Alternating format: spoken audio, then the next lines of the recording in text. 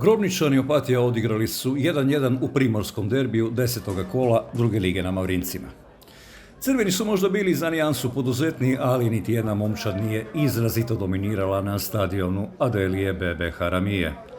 Prvu pravu prigodu stvorili su domaći u 14. minuti. Dim Pozerac je pomalo nesmotrenim dodavanjem išao prema Johnsonu Marshallu.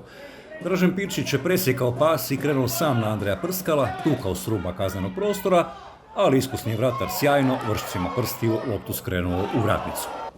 U 25. minuti Pirčić je pucao s 20 metara, lopta je nezgodno skočila ispred Prskala i prevarila ga, no domaći teren ovoga puta nije bio i domaći saveznik. Umjesto da pospremi odbijanac, Džabita je proklizao, a prilika otišla u nepovrat. Grobničan je imao inicijativu, Opatija prepustila sredinu terena, ali i dobro držala svoj blok.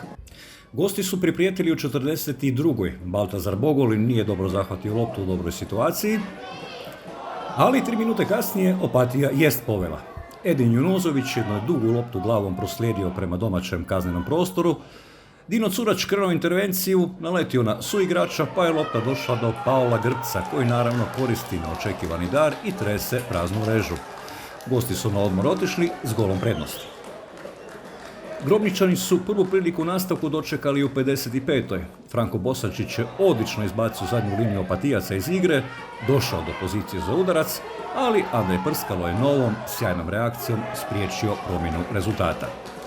No u 65. minuti ni Prskalo nije mogao pomoći. Lopta je preskočila Pozderca, a Nermin Kočević izašao pred istrčalog protivničkog vratara i stvar riješio preciznim lobom za poravnanje 1:1.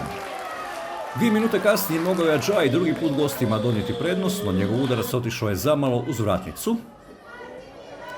A u 74. pokušao je i Pejanović, ali ravno u dobro postavljenog Dina Curača. Franko Bosančić je u 80. minuti oštrom prizemnom loptom na 5 metara pronašao Nermina Kočevića, koji nije uspio najbolje zahvatiti loptu.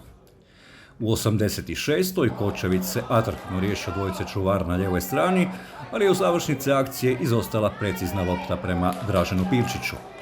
U 90. Ravlija je loše ubacio, no lopta ipak nije prevarila Prskala, a u sudačkoj nadoknadi volej udarcem pokušao je i Kukoč, no nije pogodio okvir gola, nego je lopta otišla pored vratnice. Na Mavrincima podjela vodova. Grobničan Opatija 1:1.